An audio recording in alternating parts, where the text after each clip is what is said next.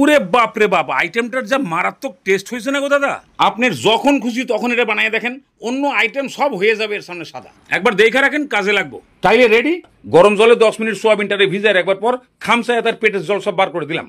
এবারে আদা রসুন বাটা, হলদি গুঁড়া, ঝালের গুঁড়া, জিরা গুঁড়া, 2 চামচ মতো চালের গুঁড়া আর 4 চামচ বেসন, হাফ চামচ গোলমরিচের গুঁড়া, আন্দাজ মতো লবণ আর একটা পেছন ফল দিয়ে ভালো করে মাখাই দিই। বাহ, বেশ আঠা আঠা হয়েছে তো। এবার মায়ের গুল দেওয়ার স্টাইলে এক এক করে সাইডে ভালো করে ভাজলেই সোয়াবিন পকোড়া রেডি। এবার সেই তেলের মধ্যে এই গোটা মশলাগুলো দিয়ে হালকা ভাজলে একটা ঘ্রাণ আসতে শুরু করবে। তারপরে পেঁয়াজ, আদা, রসুন এগুলো একটু ভালো করে ভেজে নিয়ে 2 খান টমেটোর কুচি করে দিয়ে দেন। এবার টমেটোর কান্দির উপরে হলুদ গুঁড়া, মরিচ গুঁড়া, জিরা গুঁড়া, ধনে গুঁড়া, কাশ্মীরি লঙ্কার গুঁড়া, পরিমাণ মতো লবণ আর সামান্য একটু জল দিয়ে কষায় পুরো তেল বার করে ফেলান।